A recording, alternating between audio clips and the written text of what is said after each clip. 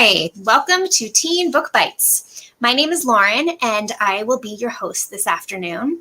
Today, we have librarians from all over Los Angeles Public Library who are going to be sharing some of their favorite summer romance books with us.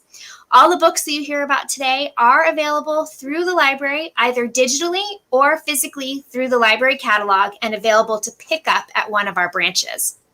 Before we get started, I just want to remind everyone that it's not too late to participate in the LAPL Summer Reading Challenge. You can still register on our website, at the branch, or through the Beanstack app, and you have until August 7th to complete the challenge. And attending or watching today's Book Bites counts as an activity towards your goal. But back to today's program. Summertime is always the perfect time to relax into a good romantic story. Many of the books we are talking about today are exactly the kind of books you would want to take on vacation with you and read on the beach, or even just sitting in your backyard or on your balcony.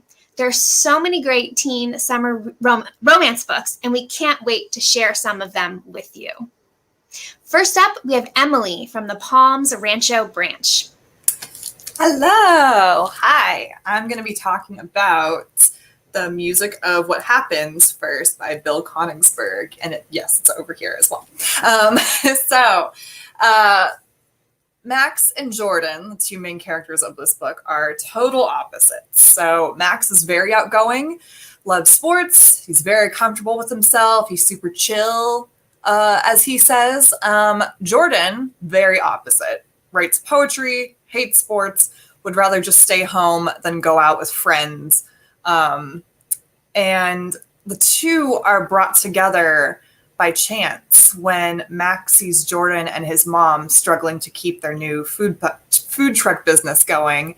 And Max wants to help save the day and get a good summer job. So Jordan and Max work together to make the food truck named Coke Alvini a success in their local Mesa, Arizona community. And of course, a blossoming romance occurs between the two guys, but each has a very big secret that they are not entirely comfortable sharing with each other, and this threatens their relationship. And so what I love most about this book is the way that each character is written.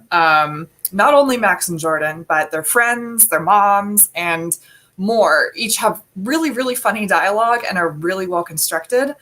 There are some serious moments in this book. I will give a content warning to anyone who may want to read this, that there is a scene of sexual assault that's depicted and discussed. I think the book handles and discusses the assault very well, and it sorts through a lot of the many layers of emotions that a victim may feel in the aftermath.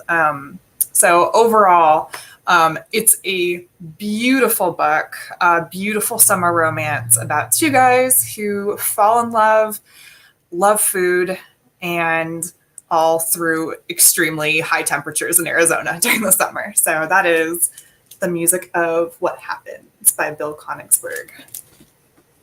Awesome. Thank you, Emily. And thanks for the trigger warning, too. Yes. I mean, that's always a good thing to know what to expect, but you got to figure if it's a realistic book, then it's going to cover some intense topics on occasion. Definitely. Yeah, that sounds like a good one. Thank you. Mm-hmm. Thank you. All right. Next up, we have Nancy from the Wilshire branch. Hi. All right. The first book that I'm going to talk about is 19 Love Songs by David Levitan. 19 Love Songs isn't a songbook, but it's a collection of short stories by David Levitan. Many of you will be familiar with David Levitan's books like Boy Meets Boy, Two Boys Kissing, and Nick and Nora's Infinite Playlist. Some of the characters from those books also pop up in these short stories. There are 19 stories, so I don't have time to talk about them all, so I just picked the two that I liked best. My favorite story was The Quarterback and the Cheerleader. This one brings back a great character from Boy Meets Boy. 6'4" transgender superstar, Infinite Darlene. Darlene is so fabulous. She's the star quarterback of her high school football team and the most glamorous homecoming queen in the school's history. Infinite Darlene was once an ordinary boy named Daryl Heisenberg, but now she's blossomed into her true self, someone who wants to live her life as if anything's possible. In this story, Infinite Darlene is preparing for a first date with Corey Whitman, head cheerleader of her school's biggest football rival, Rumson High. Corey asked Darlene for a date after the game where she threw the perfect game-winning pass and he turned perfect somersaults and cheered on his team without trash-talking Darlene's side. But even the fierce and fabulous Darlene is nervous about this first date, as she wonders, is it possible to have a beautiful boy in front of you without thinking, you are much too beautiful for me? The narrator of the story later says, when a first date really works, it works like this.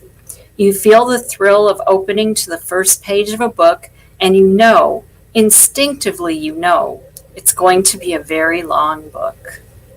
You can find out if Darlene and Corey's date is going to be a very long book by reading The Quarterback and the Cheerleader. My second favorite story is called The Woods. In this story, Clark stumbles upon a huge secret his boyfriend Owen has been hiding. When Clark walks into their bedroom one night, he sees Owen quickly slam down the cover of his laptop. Clark knows right away that something's fishy. He thinks Owen is cheating on him, but it turns out his boyfriend's secret isn't at all what he expected. Owen has been writing Taylor Swift fan fiction for over a year. But not just any fan fiction. These Taylor Swift stories have over 394,000 followers. This fan fiction stars Taylor Swift as a superhero, and she's battling a nefarious group of villains called the Secret Society of Insincere Canadians, led by evil overlord Justin Bieber. Not such a terrible secret, except that Clark is Canadian, and he can't help wondering, does this make him a real-life supervillain like Justin Bieber? Does Owen think Clark is the most insincere Canadian of them all? And why does Owen keep all this a secret anyway? Clark confronts him about the secrecy and asks, are you afraid Bieber will track you down and, I don't know, make you listen to his early albums? Throw a little white boy Canadian rap your way? What happens next is not at all what Clark bargained for. Owen is so angered by Clark's reaction to his stories that he walks out, and Clark's desperate texts and emails are met with total silence.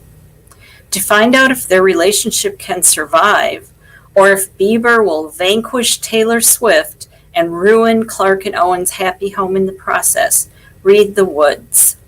And remember, there are still 17 more romances to discover in 19 Love Songs by David Levitan. Nancy, I'm dying. I was laughing that entire description of the second story, and I'm totally sold. That was so funny. I do have a question, though. Do you feel like you have to have read some of his other books to, like, relate to some of the stories? No, I don't think so. It's mostly just like characters that cross over, and it's kind of fun to know where they come from, but you don't have to.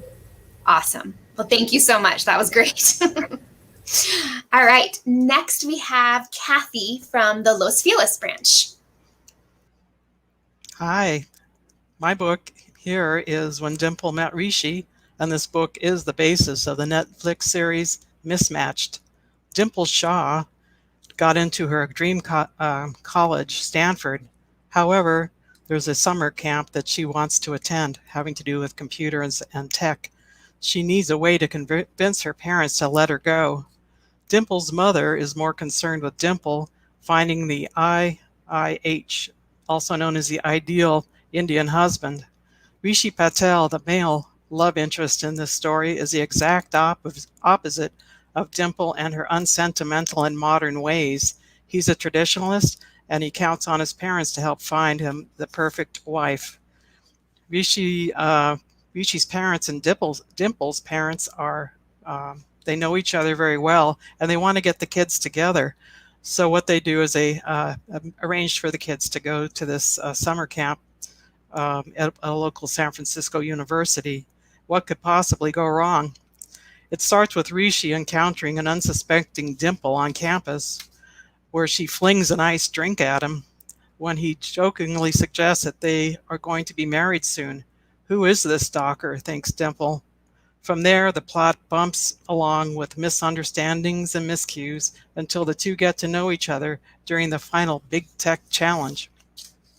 The big prize is a meeting with Jenny Lind, the Big Tech entrepreneur.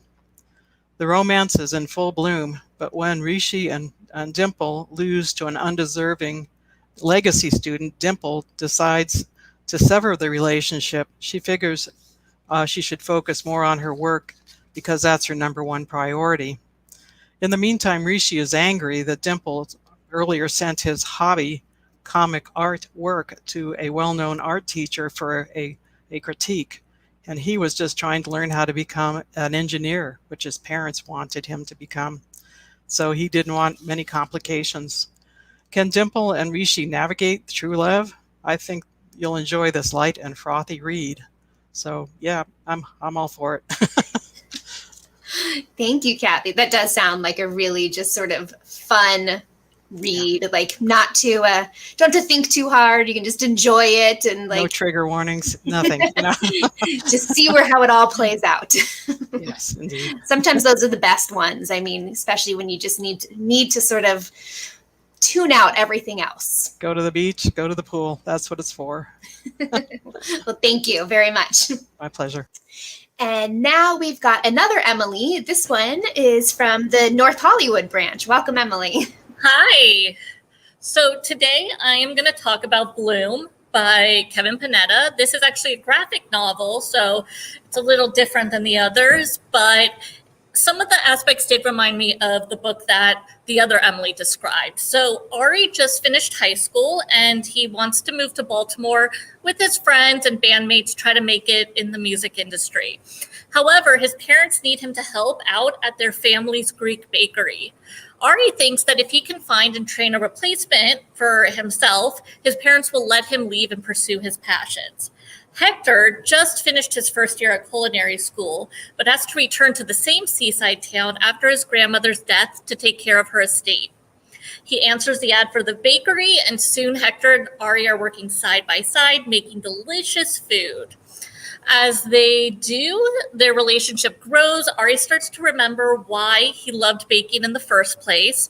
Romance, of course, blooms, and it's depicted just wonderfully through these illustrations. Let me show you, showing their relationship with these hearts flowering as they share the love of cooking.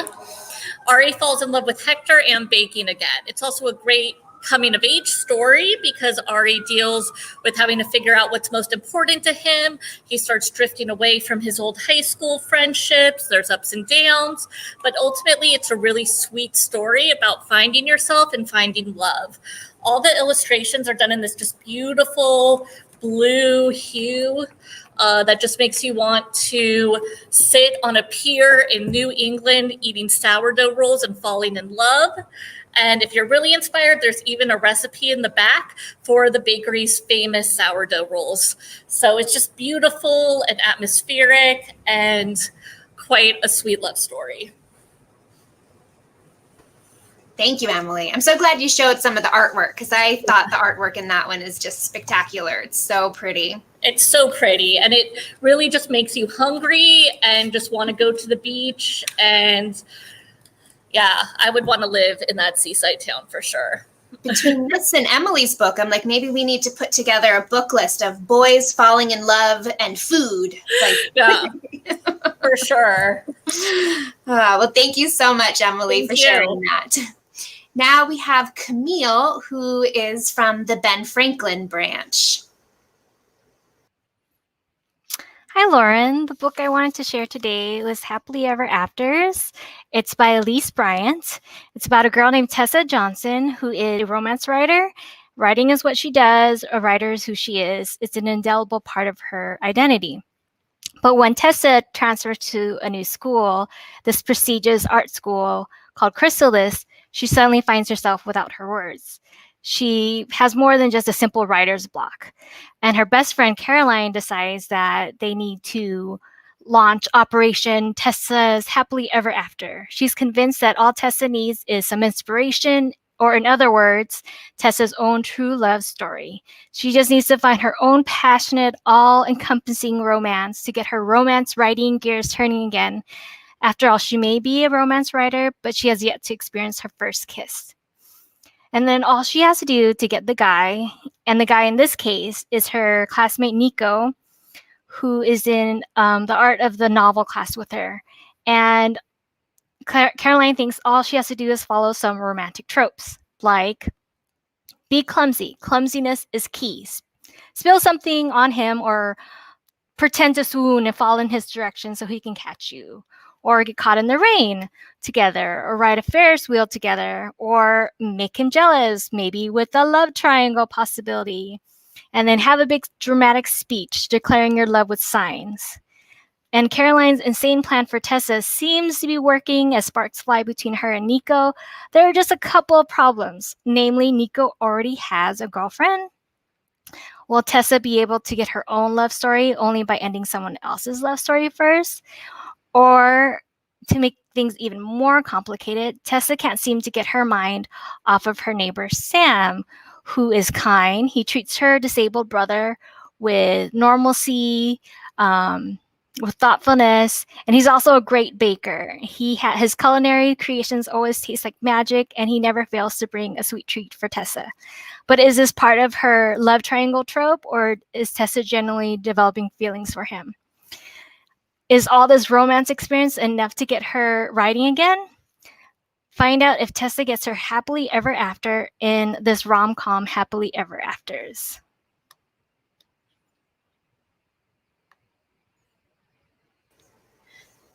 Thank you, Camille. I loved this one too. I just thought it was such a sweet story with humor, but like, I don't know. And they're all such talented teens in the book, right? I know, it was amazing. Incredible. They were so artistic, and yeah, it was a really fun one. And this is a debut author. This is Elise Bryant's first book, so it's pretty impressive. I can't wait to see what she does next. And I just saw that she does have something coming out in 2022. So, and it also looks romantic. So, great.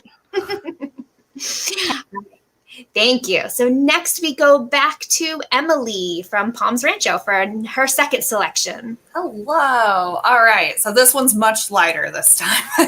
Now, the other one is light, but it's definitely got some serious topics in there. This one is Just My Luck by Jennifer Honeyborn. It's very short, super short, super easy summer romance. It is the perfect beach read. I actually took this on vacation a few years ago, like pre-pandemic, and it was like perfect. It's set on a fancy resort on the beautiful island of Maui, where the main character, Marty, works as a housekeeper. So she has a very important rule for herself. Never fall for a tourist. So suddenly, of course, she is tasked with being a personal resort guide for the handsome and kind Will Foster and his broy, apathetic brother, Hayes, who are tourists from the mainland with wealthy parents who have sent them to the resort for a vacay.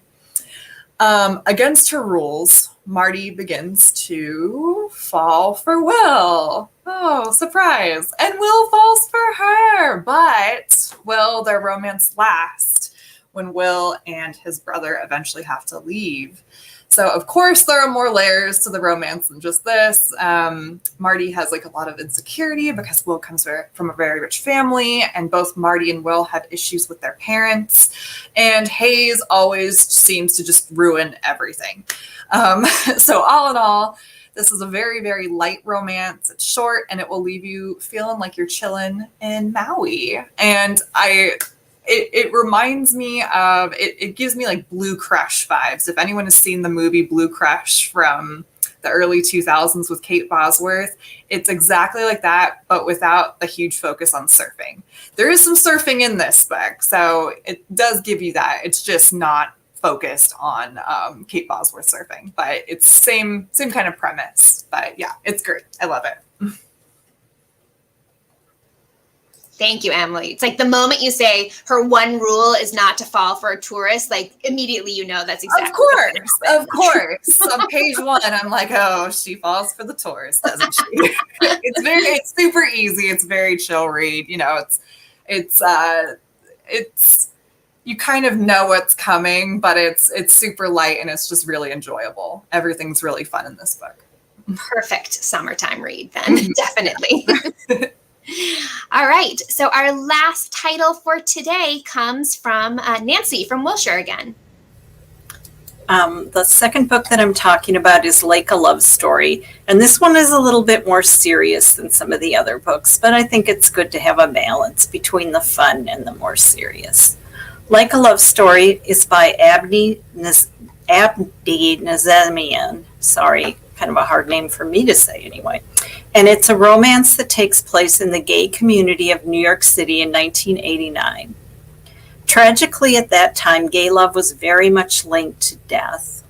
By 1990, over 100,000 people in the United States had died of AIDS, the majority of them gay men. For many gay teens at this time, the only images of gay men they saw were of sickness and death. Imagine coming out as a gay teen against that backdrop. That's exactly the situation for the main character of Like a Love Story, Riza. Riza has just arrived in New York City from Iran to be reunited with his stepfather and stepbrother. Riza's stepfather soon enrolls him in one of New York's poshest prep schools, where he's singled out as the only new immigrant in the class. Already being bullied, Riza can't imagine what would happen if the other kids found out he's gay. Things start to get better when he meets Art, the only out and proud teen in the school, and Art's best friend, Judy. Art's father, a wealthy and influential businessman, will never accept the fact that his son is gay. So Art rebels against his father's prejudice by becoming a photographer, specializing in documenting the gay community and the AIDS epidemic. Judy dreams of becoming a fashion designer, a dream encouraged and nurtured by her uncle Stephen, a gay man living with AIDS. Judy and Art are both bullied every day by fat-shaming homophobic classmates. Riza soon sees that Judy has a crush on him, but Riza is secretly in love with Art. So Riza makes a bad decision. He'll pretend to be Judy's boyfriend. She's in love with him already, and she can't believe such a good-looking guy would want to date her, so fooling her is easy. What's not easy is living with a big lie, a lie that's hurting both Judy and Art. As the school year goes on, the three friends become closer and closer. Judy's uncle Stephen introduces them to the radical activist group ACT UP. Riza, Art, and Judy soon become part of protests against the scarcity and high price of AIDS treatments. But the protests are also meant to show the government and the straight world that gay men deserve not just to survive, but to live with dignity, respect, and honesty. Of course, living with honesty is something Riza has never allowed himself to do. As Riza's love for Art grows, he struggles to find a way out of his deception that won't break Judy's heart. And Judy has a crisis of her own.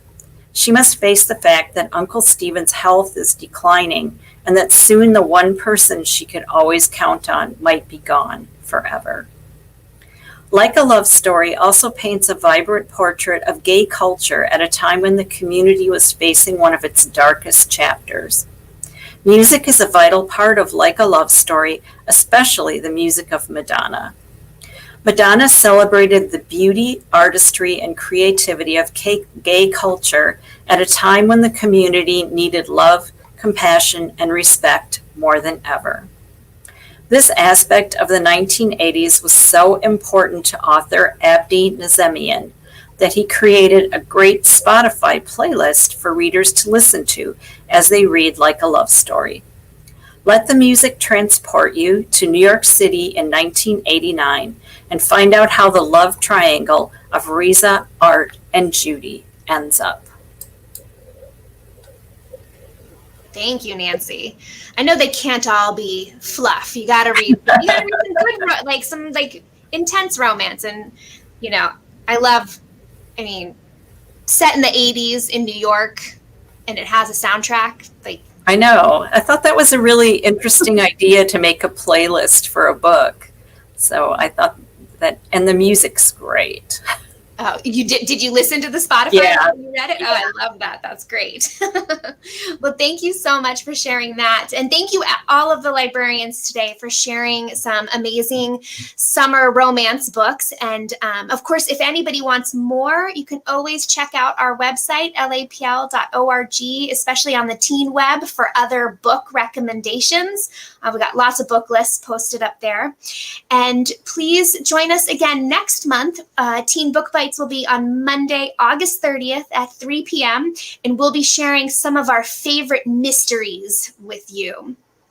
And don't forget that you can tune in to the Los Angeles Public Library's YouTube and Facebook Live channels all the time for lots more great programming. There's always something happening on our channels. In the meantime, thank you all for sharing these books today, and thanks everyone for joining us and listening to all of our great recommendations. Have a great day.